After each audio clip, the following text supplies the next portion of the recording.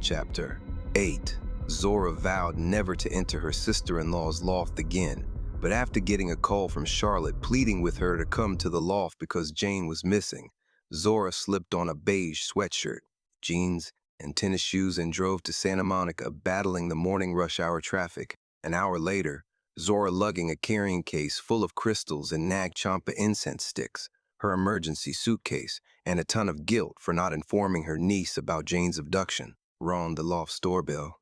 Charlotte opened the door teary-eyed and burst out crying. "My mom's car is in the parking lot, but she's not here." "All right, Han." Zora patted Charlotte on the back. "Everything will be fine." On Sunday and Monday, I called her, but my calls went to voicemail. She didn't reply when I texted and emailed her on Monday afternoon and Monday night. "It's Tuesday. Something has happened to my mother. We need to call the police." Charlotte's light brown eyes locked onto Zora's caramel face, waiting for a response. "Let's go into the sitting area." Zora shut the front door and locked it. The sun's rays streamed through the bay windows as Zora rolled the suitcase toward the staircase, glimpsing the loft's transformation into a breathtaking, stylish environment since her last visit. "It smells like rotten eggs in here and I can't locate the source of the stench," Charlotte advised, wrinkling her nose as she hauled Zora's carrying case. "It's sulfur, the warning sign before a surge of paranormal activity." Zora discerned but remained mum, not wanting to frighten Charlotte. "Where's the candles, sage bundles, and holy water that I gave Jane?" she inquired, her eyebrows furrowing. "In the credenza. Bring them to me." "Aunt Zora, what's going on?" Charlotte gave her a perplexed look. "On Sunday, I had a vision of Jane sitting in a vintage parlor crying. She was abducted. Something evil from another realm snatched Jane. I told her not to purchase this loft because it was haunted and that it might have a portal, but she did, and that's the reason why we fell out. I apologize for not telling you sooner." Charlotte, in a bit of a daze as she processed Zora's revelation, set the carrying case down on the floor. "Dear, get the sage bundles and holy water for me, then start lighting the candles." Zora removed the amethyst, clear quartz, and black tourmaline crystals from the case and placed them throughout the loft. She then smudged the loft with sage, and afterwards sprinkled holy water over the main areas and lit numerous Nag Champa incense sticks. "I pray Jane has the resolve and strength to get the hell out of wherever she is," Zora reflected. Marie was shocked to see Edith seated in the cashmere blue parlor sipping wine, sporting a t-shirt, jeans, and tennis shoes with her hair in a ponytail. Mia lay close to her. "There you are, Marie. It's been a while since we've chatted. What do Edith want?" Marie considered. "Come and sit next to me and enjoy a glass of wine." Edith grinned. Despite her distrust of the woman, Marie sat next to Edith, who in turn handed her a glass of wine. "What's Jane like?" Edith's emerald eyes gleamed with curiosity. "Her a uppity heifer," Marie remarked, staring at the wine glass in her hand. "Drink up." Edith glanced over at the pile of handbags, shoes, and wallets in the parlor as Marie drank the wine, and she asked, "Why is this mess in here?" "Jane put it there, and Honey's to pick it up, not me." "So Jane knows about the colored women." Edith set her glass down on the table. "I ain't told her nothing." Marie took another sip of wine. "Did Jane ask you about them?" Edith continued to dig to learn more about Jane's knowledge. "When her asked me about them, I told her. It wasn't none of her business." Marie pursed her lips, becoming irritated by Edith's questions. "Good. I wish Bouchor would get rid of those sluts in the dressing room, too." Edith crossed one leg over the other one. "He dresses them up in fancy evening gowns and precious gemstones. I declare, Marie, you and those sluts are his human paper dolls. I likes being his paper doll.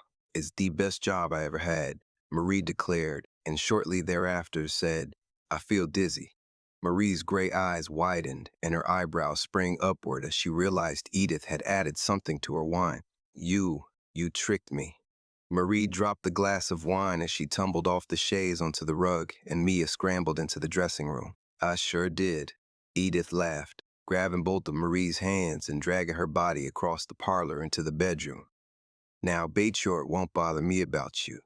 He's somewhere enjoying someone's liquor in their hookup vicariously. Just as Edith came out of Marie's bedroom, shutting the door, Jane entered the parlor with the tote bag slung across her shoulders and holding the fireplace poker in her hand. She peered suspiciously at Edith and quickly glimpsed around the parlor, noticing one of Marie's white fuzzy slippers by the chaise and the other one missing, and a wine glass on the rug, with wine spilling out.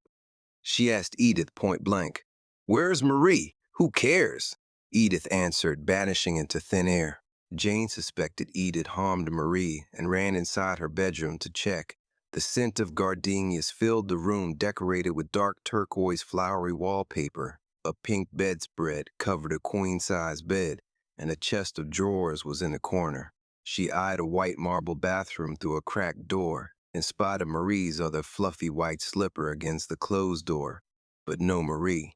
Jane opened the closed door and saw a walk-in closet full of 1940s clothing and shoes, as well as some contemporary clothing. While inhaling a strong gardenia aroma that made her cough, there were two large brown shopping bags with twisted handles containing female Beaucourt hotel uniforms, handbags, and shoes too. She sighed, disgusted by the contents of the shopping bags, and glanced at the back of the closet, where a medium-sized wooden storage cabinet had been moved, revealing a door. She opened the door but couldn't see anything because the room was pitch black.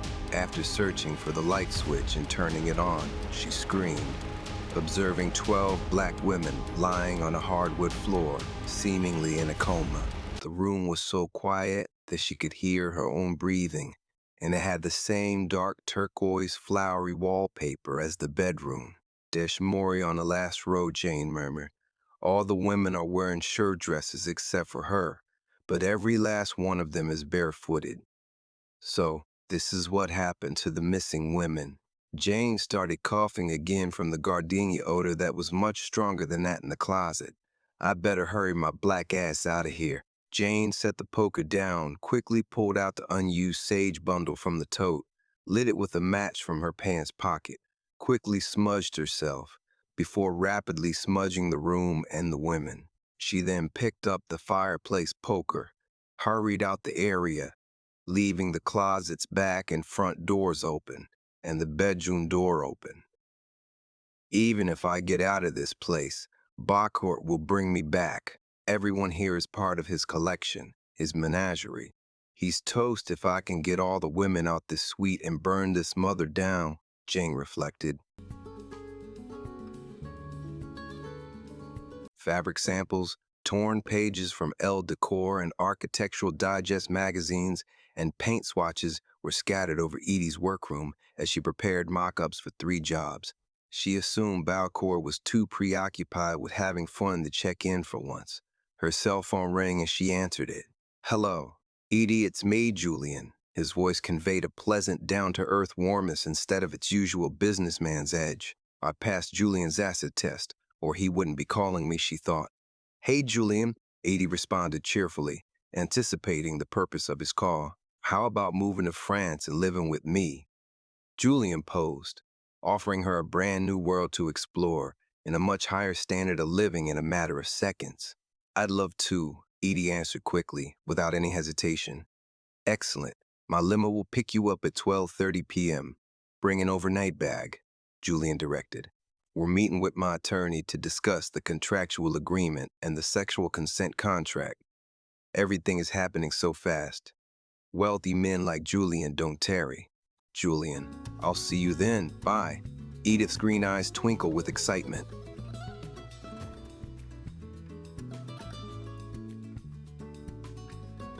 As soon as they left Julian's Manhattan lawyer office, their contractual agreement and sexual consent contract went into effect. Edie was beaming after negotiating a fantastic remuneration package as Julian August's VIP courtesan, wearing an aqua blue cowl neck halter top with the same color shrug, a gray pencil midi skirt accessorized with low heels, a clutch purse, and minimal jewelry, and her brown hair in a bun. During their lunch at Julian's private club, they discussed her relocation to France and the winding down of her interior decorating company in the United States. They then proceeded to Julian's upscale, exclusive apartment on Park Avenue. The private elevator opened into a warm top living room, dripping in caramel brown and red leather furniture accented by little circular tables with white marble tops, while Julian's bodyguard checked the surveillance systems and then physically inspected the apartment. Julian and Edie waited by the elevator. On his return, the bodyguard asked, Mr. August, will you require anything else? No, not until tomorrow morning when I head out to the airport. Good afternoon, sir. Edie walked over to the window walls and gazed at the clusters of New York skyscrapers that reminded her of glaciers. A moment later, she felt Julian's body pressed against her backside and his hands wrapped tightly around her waist as a Stefan Grappelli and Django Reinhardt collaboration streamed. The view is quite stunning. Edie rubbed her fingers across Julian's hands. Julian nibbled on her right ear. I smelled your scent last year at the Hamilton Summer Gala in the Hamps, and I asked Michael about you. He told me that you were tied up with Adrian. He smelled my scent. Edie tossed Julian's words over and over in her mind. I thought only those from Beaucourt's house could smell one another. She finally asked, Are you? I'm from Myra's house. Julian kissed her on the neck. What am I to do about Beaucourt? Edie's voice quivered as her words tumbled over each other. Don't worry, he won't bother you anymore. That's good to hear.